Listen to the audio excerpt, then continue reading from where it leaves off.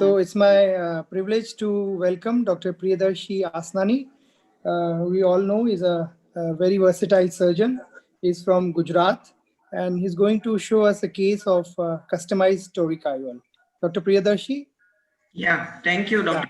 Abdul. Thank you, ARCIOS, for having me here. I would keep my video off because of signal problem. The case I'm showing today, so patient had a history of 15 years back. We can't see your video, Dr. Priyadarshi. You have to share your video. He needs to stop sharing. Dr. Vivekananda needs to stop sharing his screen. No. Vivekananda is not sharing. Not sharing. Dr. Asna, yeah, now. Right. Yeah. Okay. Yeah. So this patient had history of trauma 15 years back. He has a corneal scar on superior limbus, which is giving him 13 diopter of astigmatism. You can see the distorted mire. This is the other eye of the patient. This is a topography showing 13 diopter. Astigmatism was quite regular in this case and quite stable. So routine toric IOL would give us almost 7 diopter residual astigmatism, and we thought of going ahead with this customized toric. So surgery was done in routine manner, and here we are implanting this 18 diopter of lens on IOL plane.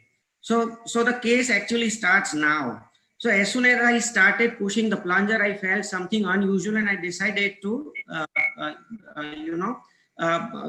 inject it outside and see. And this is what it happened in the plunger. This is this cartridge and everything was provided by the company. So we have damaged this one side haptic. So we are reloading the same lens in a bit wider bow cartridge, again provided by the company. And now we are off the surgical site actually, because we were just struggling and doing some juggleries here. So again, I thought, and there was some unusual feeling, and I thought of just injecting it outside. And this is what again happened. This time the cartridge gave away. So the cartridge there was kind of a dehiscence in the cartridge. So and this time the very haptic was broken. So this is very popular cartridge, we all know. So we thought of using this is a C cartridge. So I'm just trying to implant this lens with this cartridge. Again, we are doing it everything outside, and you saw it was quite uncontrolled. And finally the B cartridge, and I feel this is a jack of all. So let's see. So this time it was quite okay, and good thing this IOLs are in always pair. So we had one more IOL of the same diopter, which was then introduced in the B cartridge. We had, of course, we had to increase the incision size, and of course with bit difficulty we were able to manage this case. So again, we were a bit stuck here, but we got away. So this was the case. So idea is not just thinking of something, but take this to end is even more important, and sometimes it's very unpredictable. This patient was given lots of other options at other centers like LRIs and all. But I think even bioptics and other things, but with this simple solution, we could do it.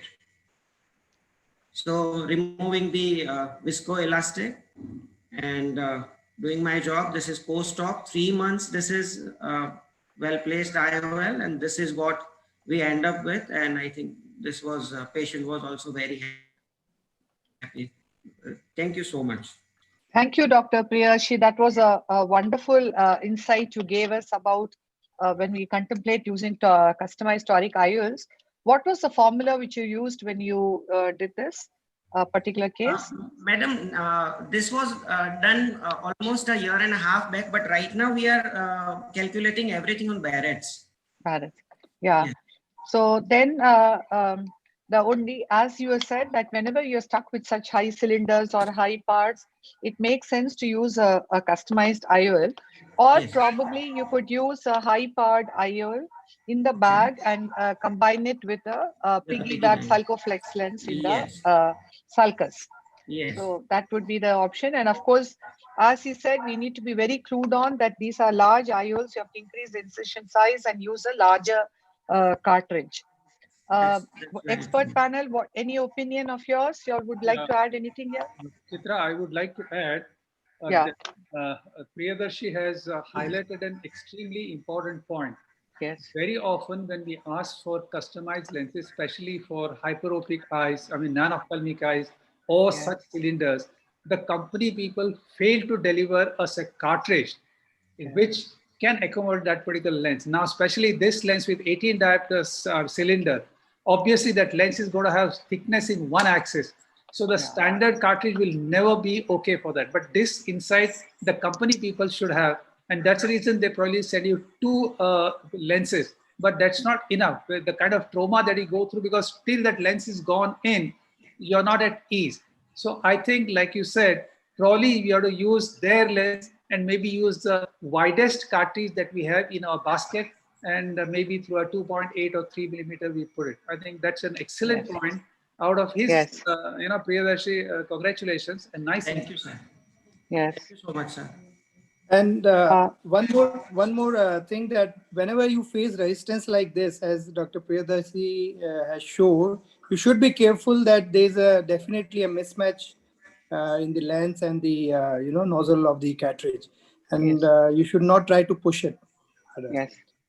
I think This lens is from the. Sorry. Yes. पहले आप Pehले aap. This lens is from the Care Group company, right? So Yes. they have their hydrophobic lens, the Acryol. So Yeah. they have that MDCL cartridge. So if you use that, especially So- for the so higher this- powered lenses, then it goes in very easily. But You could they have don't used provide- that also. they That don't could. provide it. They don't give you that cartridge with this. They don't give you, but if you could have asked for it, because like sir said, it would be a very thick lens, so it goes in very Which easily through that. broke. So I think this is a problem with the, and I shouldn't say with the Indian cartridges, but yes, the cartridges that we do get from companies which are in India, this is a problem. And they tend to, like Dr. Asnani put very nicely, how that cartridge only split. So that this happens if you, use it again and again. Even sometimes happens also when you use it for the first time. It is not a very rare phenomena that way. And I Not, don't know, like what he did, I also do the same thing. Whenever I fail to, put a lens, I just take it into the auto cert in the cartridge and then just put it. I mean, it is the easiest way to do it. Of course, you have to have cartridges from the other company then to allow you to put these lenses. And more on the part of the patient counseling, whenever we're dealing with such high powered IOLs, we should be prepared for some refractive surprises to happen. So we need to inform our patients that we might have to do a secondary procedure if we want to try our best to get to target emmetropia. Just So a shall we couple go of on? points. Any more? Just a Rama? couple of points. I mean, the sense that what Anaga said was the point I wanted to make, in the sense that they do give MDCL cartridges with this extreme powers. And usually when they make these customized lenses, they don't make one of them, but they make 3-4 of them. So not just two, you could ask for 3 of them also, because at no extra cost, generally they supply, because, there are always chances that you could split these lenses. And secondly, that, when it's not only when you're injecting the lens, as Harshul pointed out, you feel resistance.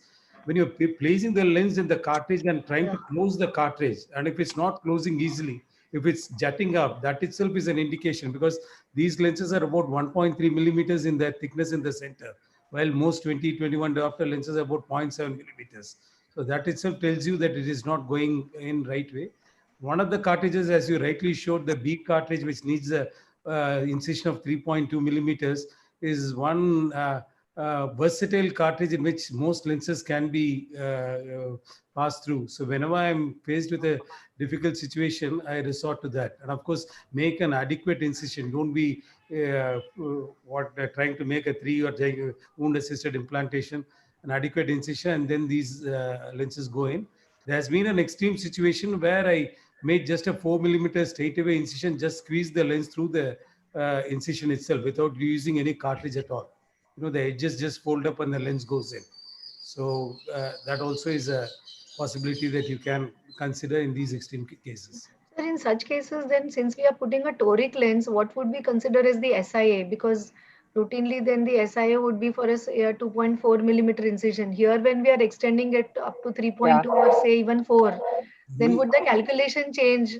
He had a minus 18 diopters and he was again with minus 2. Maybe if he had made a 4 millimeter incision, even the 2 diopters would not have been there.